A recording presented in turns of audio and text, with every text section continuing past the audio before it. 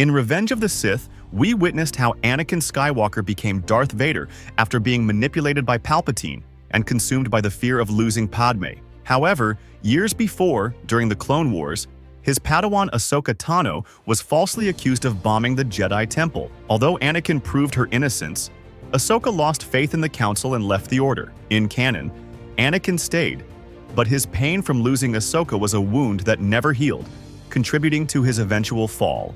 But what if things had been different? What if Anakin, frustrated with the Council's betrayal of his padawan, had decided to abandon the Jedi Order alongside her? How would this have changed the fate of the galaxy? In this alternate timeline, that's exactly what we'll explore. So let's dive into this story.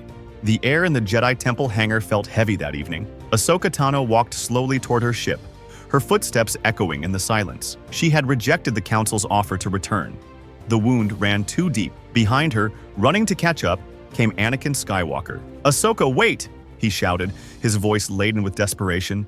"You can't leave like this." She stopped but didn't turn around. "It's already decided, Master. The Council made it very clear what they think of me." "Not the Council," said Anakin, finally reaching her side. "I never stopped believing in you. I knew you. I knew you were innocent." Ahsoka finally turned, and Anakin could see the tears held back in her eyes. "But it wasn't enough, was it?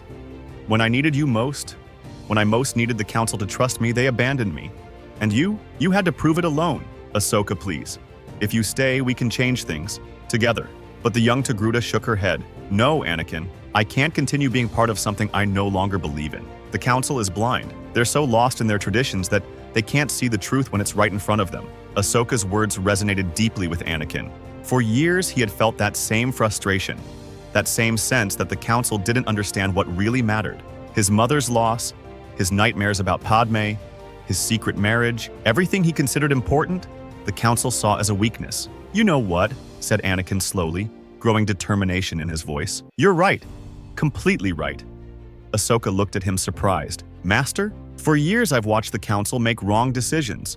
How they value their rules more than people. What they did to you, it's unforgivable." Anakin removed his lightsaber and let it fall to the ground. "I can't be part of this anymore either." "Anakin, no." Ahsoka approached him. "Don't do this for me. You can change the Order from within." "No, Ahsoka. I've tried to change it for years and look where it's gotten us. It's time to follow another path." He moved closer to her. "Come with me to Naboo. Padmé and I. We have a house there. We can start over." The young Padawan remained silent for a long moment. Finally, she spoke with a soft but firm voice. "Anakin, I'm grateful for everything you've done for me. You're like the brother I never had. But I need to find my own path.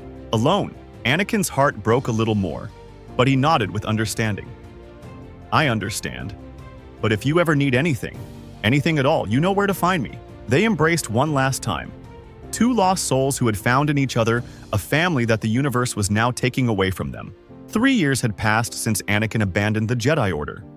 The lakes of Naboo reflected the golden light of sunset as he and Padmé strolled through the gardens of their villa. In their arms, they carried two small twins, Luke and Leia, born just 6 months ago. "Do you ever regret it?" asked Padmé, watching how Anakin smiled at Luke. "Never," he replied without hesitation. "This is the life I always wanted. A family, peace, without the Council's constant doubts about my decisions." Padmé smiled and caressed his cheek. "The children will need Force training eventually. I'll give it to them.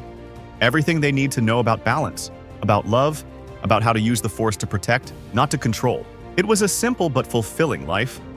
Anakin had found the peace he had searched for during so many years. Without the pressures of the Council, without Palpatine's constant manipulation, he had managed to keep his emotions in balance. Love for his family had saved him from darkness, but peace wouldn't last forever. The afternoon's tranquility was interrupted by the sound of a ship landing in the gardens. Anakin and Padmé rushed out, Anakin instinctively moving his hand to where his lightsaber used to be. From the ship emerged two familiar figures, Obi-Wan Kenobi and Yoda. "Obi-Wan?" Anakin approached cautiously. "Yoda? What are you doing here?" Obi-Wan looked exhausted, aged beyond his years. "Anakin, we need your help. We desperately need help." "Eliminated the Jedi have been," said Yoda, leaning heavily on his cane. "Order 66, executed it was. Survived only we have." Anakin's world reeled. "What? All of them? Mace? Kai-Adi?" "All of them," confirmed Obi-Wan sadly. "Palpatine. was a Sith Lord, Darth Sidious. He orchestrated the entire war to seize power. The clones betrayed their Jedi generals. It was a massacre. Padmé covered her mouth in horror. The senators who supported democracy have started disappearing too. Bail told me before leaving for Alderaan. That's why we're here, continued Obi-Wan. You are strong in the Force, Anakin. Perhaps the last Jedi capable of facing Sidious. We know we made mistakes with you with Ahsoka, but the fate of the galaxy is at stake. Anakin looked at them for a long moment, processing the information. You ask for help after years of rejecting my ideas, of mistreating my padawan, of denying me the trust I deserved. A terrible mistake it was, admitted Yoda. Blind we were, arrogant. But redeem itself the Order needs, and your help we require. Padmé put her hand on Anakin's shoulder. The decision is yours, love. But you know you have my support no matter what you choose. Anakin closed his eyes and extended his senses through the Force. He could feel the darkness spreading across the galaxy, the fear and suffering of billions of beings.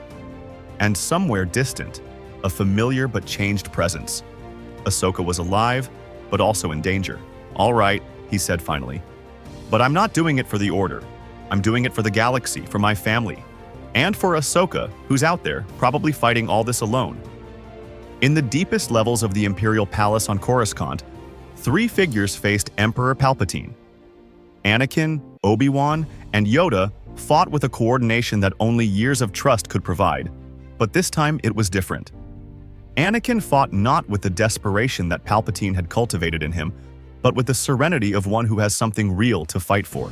Your reign of terror is over, Sidious, shouted Anakin, blocking the Emperor's Force lightning. Really, young Skywalker? Mocked Palpatine. Do you think your little family has made you stronger? Power only comes from passion, from hatred. You're wrong, replied Anakin calmly. True power comes from love, from protecting those who matter. The battle was intense, but brief. United, the three Jedi achieved what none could have accomplished alone. Yoda distracted Palpatine with his lightsaber. Obi-Wan cut off his escape routes, and Anakin, channeling the power of the Force through his love for Padmé and his children, delivered the decisive blow. Palpatine fell, his body charred by his own power turning against him. Jar Jar turned toward him, his yellow eyes gleaming with triumph. And now, young Skywalker, Mesa offer you a choice. Kneel before your new master, or Mesa will ensure that your beautiful wife and those precious babies share the fate of your friends. Anakin felt the world crumble around him. Everything he had fought for, everything he had sacrificed to have a normal life, was now threatened by a force even more powerful than Palpatine. Mesa can feel your anger, young Skywalker. Mesa can feel your fear. Use it. Let it make you strong. With images of Padmé, Luke, and Leia filling his mind, Anakin Skywalker, the man who had found peace, who had rejected the dark side through love, found himself facing the same choice that had once destroyed him. But this time, the price of refusal was not just his own life, but that of his entire family. Slowly, with tears streaming down his cheeks, Anakin knelt before Darth Jar Jar. Very good, said the new Sith Lord. Now, Mesa will teach you the true power of the dark side, and together, we will rebuild the Empire, stronger than before.